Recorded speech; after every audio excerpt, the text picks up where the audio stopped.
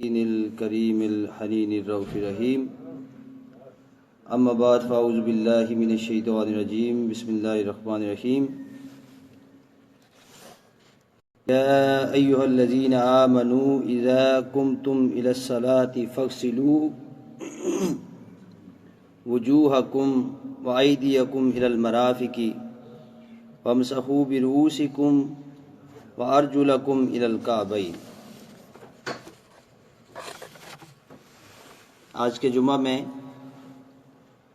اسلام کی بنیادی تعلیمات میں سے ایک تعلیم طہارت اور وضو کے حوالے سے چند معروضات آپ کے سامنے پیش کرنے کی کوشش کروں گا۔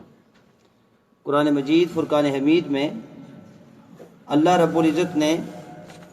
ارشاد فرمایا کہ اے ایمان والو، جب تمہارا نماز کے لیے کھڑا ہونے کا ارادہ ہو تو وضو کے لیے اپنے چہروں کو اور اپنے ہاتھوں کو کونیوں سمیت دھویا کرو اور اپنے سروں کا مسح کرو اور اپنے پاؤں بھی ٹخنوں سمیت دھو لو۔ وضو لفظ جو ہے وہ بعض احباب وضو بھی کہتے ہیں، لیکن وضو سے مراد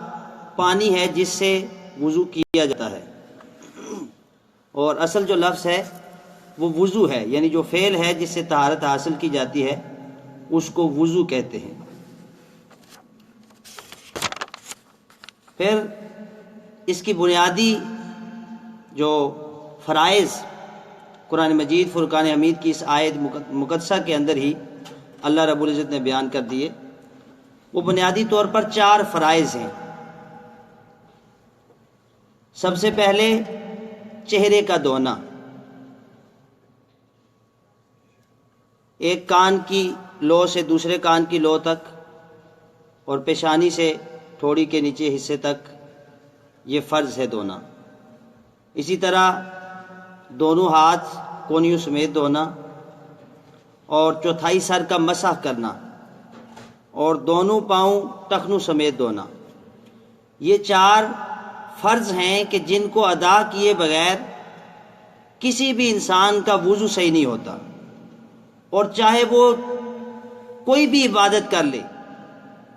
وہ نماز ہو، وہ نوافل ہوں، وہ نماز جنازہ ہو، طواف کعبہ ہو، عبادت جو ہے وہ کسی بھی قسم کی ہو، وہ ادا نہیں ہوگی جب تک اس کا وضو مکمل نہیں ہوگا، اور اس کا وضو تب تک مکمل نہیں ہوگا جب تک ان 4 بنیادی فرائض پر وہ عمل پیرا نہیں ہوگا۔ اب وضو کی فضیلت و اہمیت کیا ہے؟ سیدنا ابو ہریرہ رضی اللہ تعالیٰ عنہ حضور تاجدار کائنات صلی اللہ علیہ وسلم سے حدیث مبارکہ روایت کرتے ہیں، جس کو امام مسلم نے صحیح مسلم کے اندر نقل کیا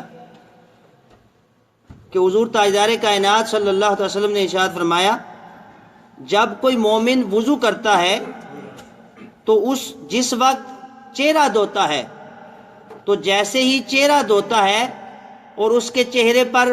پانی کے قطرے پڑتے ہیں اور پانی کے قطرے نیچے گرتے ہیں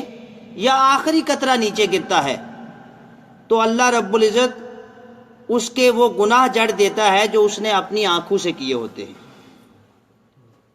پھر حضور نے فرمایا کہ جب وہ ہاتھ دھوتا ہے تو جیسے ہی ہاتھوں پر پانی کے قطرے اس سے نیچے گرتے ہیں یا آخری قطرہ نیچے گرتا ہے تو اللہ رب العزت اس کے وہ گناہ معاف کر دیتا ہے، وہ گناہ جھاڑ دیتا ہے جو اس نے اپنے ہاتھوں سے کیے ہوتے ہیں۔ پھر حضور اسلام نے فرمایا کہ جب وہ اپنے پاؤں دھوتا ہے تو اللہ رب العزت جب اس کے پاؤں پر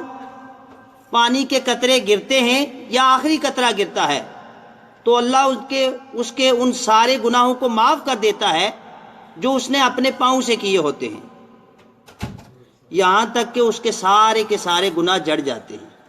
اتنی بڑی فضیلت ہے وضو کی۔ پھر حضور صلی اللہ علیہ وسلم نے سیدنا ابو ہریرہ اس حدیث کو روایت کرتے ہیں، میں قیامت کے دن تم اس حال میں اٹھو گے کہ تمہارا چہرہ اور ہاتھ اور پاؤں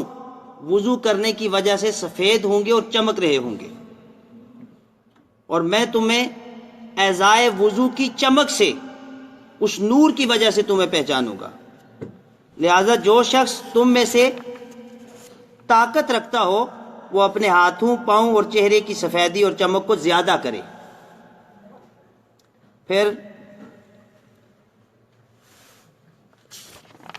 آقا علیہ الصلوۃ والسلام نے ارشاد فرمایا، سیدنا عمر بن خطاب رضی اللہ تعالیٰ عنہ اس حدیث کو روایت کرتے ہیں،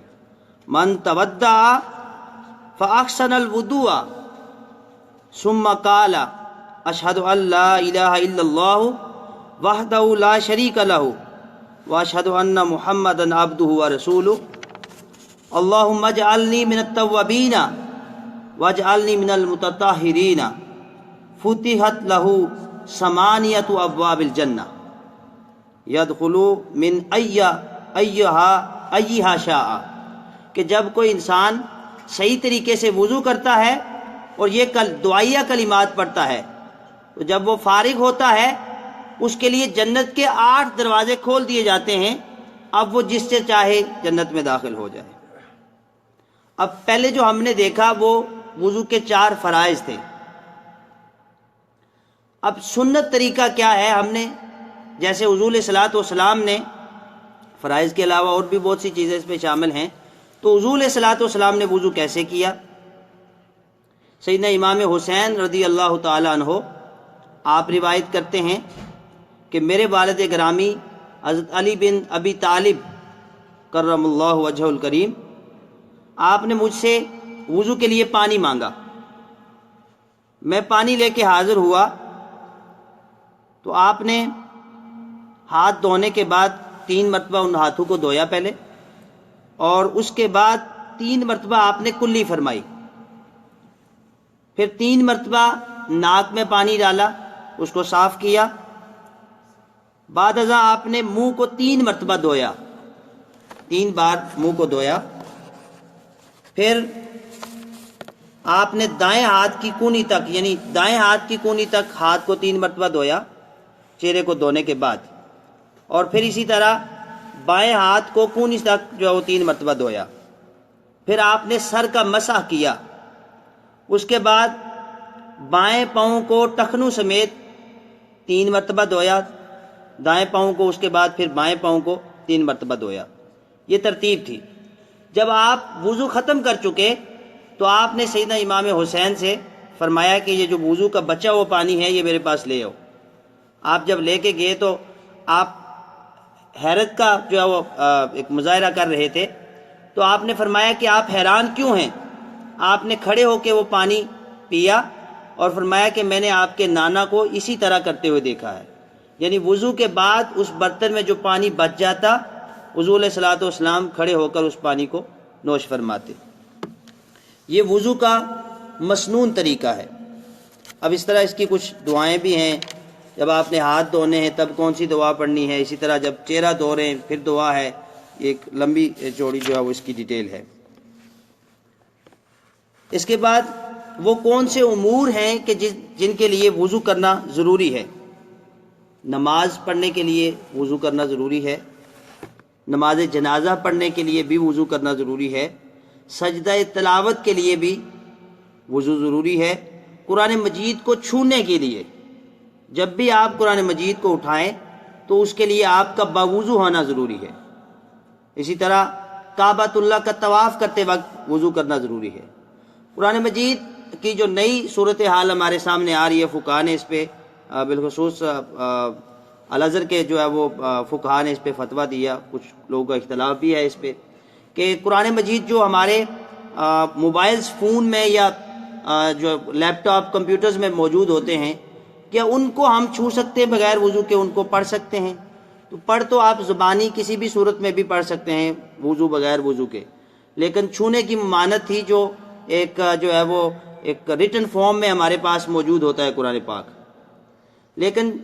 مصر کے الازہر کے علماء نے اس پہ کہا کہ چونکہ یہ سافٹ ویئر میں ہوتا ہے اور سکرین کے اندر ہوتا ہے تو ہم سکرین کو ٹچ کر رہے ہوتے ہیں، اس لیے ہم بغیر وضو بھی موبائل فون سے دیکھ کر اس کو پڑھ سکتے ہیں قرآن مجید فرقان حمید۔ بہرحال بہتر یہ ہے